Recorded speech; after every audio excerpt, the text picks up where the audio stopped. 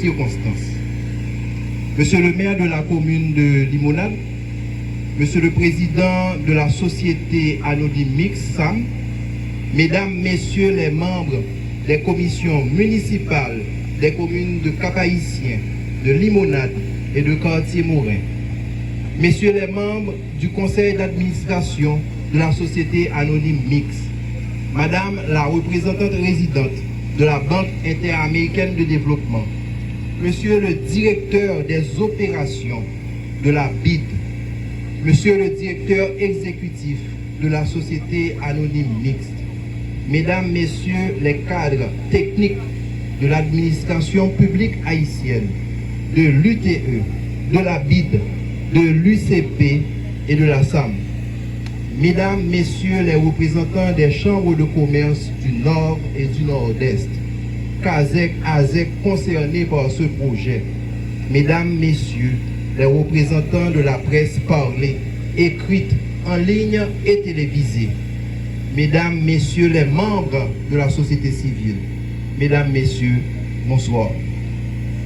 Le projet de gestion des déchets solides dans le nord d'Haïti, dont l'éligibilité a été atteinte en juin 2020, financé principalement par la Banque interaméricaine de développement, est centré sur l'aire d'influence de l'arrondissement du Cap-Haïtien, formé par les municipalités de Cap-Haïtien, de Limonade et de Cartier-Morin. Le projet, communément appelé GDSNH, vise principalement à aborder la question de déchets dans le nord du pays en mettant en place des infrastructures physiques pour la gestion intégrée des déchets, en développant des capacités organisationnelles et opérationnelles à travers la société anonyme mixte, la SAM. Ce projet comporte deux composantes principales. Une première composante est destinée à l'investissement dans l'infrastructure nécessaire pour la gestion intégrée des déchets, ce qui inclut les facilités suivantes: des bâtiments administratifs, voiries et réseaux divers, une unité de tri et de compostage, un centre d'enfouissement technique, une station de traitement de l'exivia, du matériel et des équipements. Le tout sera géré à travers un contrat avec un constructeur exploitant pour une période de 2 ans. En appui à cette activité, ou comme je dirais, en prévision à cette activité, vient aussi une activité pilote baptisée Boucanet Tanbouyi, dont le lancement nous réunit ici en cet après-midi.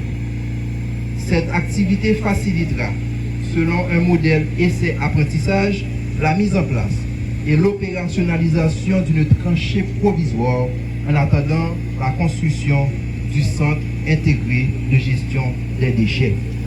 Les activités de tri, de recyclage et de compostage sont aussi prévues. La collecte sera assurée dans un premier temps par les mairies de Limonade, de Cap-Haïtien et de Cartier-Morin, selon un protocole d'accord signé entre l'État haïtien et ses mairies. Je voudrais faire un point aujourd'hui pour préciser pour le magistrat Gestin qui recevra nous la caille matin après-midi, que avant même que l'activité ait commencé, nous faisons prélèvement dans de l'eau qui est souterraine pour nous garder la qualité de l'eau. Avant de commencer l'opération, nous avons gardé la qualité de l'eau pendant l'opération. De sorte que nous sommes capables sûr que toute bagaille est bien faite et que nous recevons nous correctement, mais nous-mêmes nous gérons correctement. Cette composante vise aussi à subventionner l'infrastructure nécessaire pour les activités de collecte et commercialisation du service de gestion des déchets solides dans les villes du Cap-Haïtien, Limonade et Cartier-Morin. Par ailleurs, cette composante a aussi un financement pour la fourniture pour des infrastructures d'assainissement à Limonade, en particulier pour la reconfiguration du marché local par l'exécution de travaux de génie civil pour le contrôle des inondations et l'assainissement. Ces infrastructures ont comme objectif d'améliorer la résilience chez la population face au changement climatique.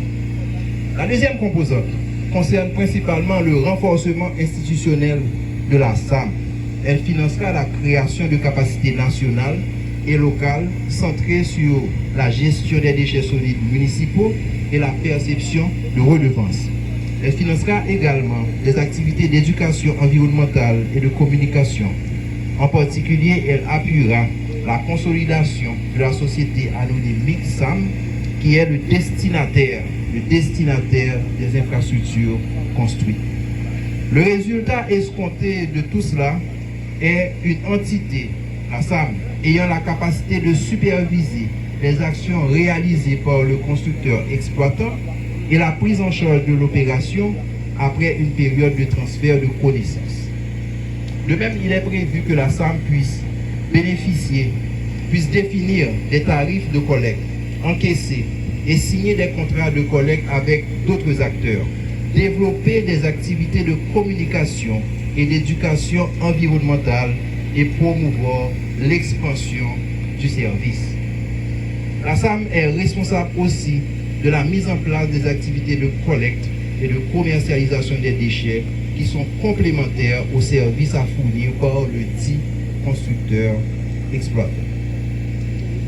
Il est vrai que ce projet lancé depuis juin 2020 a connu beaucoup de revers, notamment en matière foncière et d'appel d'offres infructueux. Mais après plusieurs démarches et plusieurs efforts consentis et l'appui du ministère de l'Économie et des Finances, il a été possible de sécuriser le site destiné à la construction du centre intégré de gestion de déchets solides et de mobiliser les ressources autour des activités connexes et de renforcement.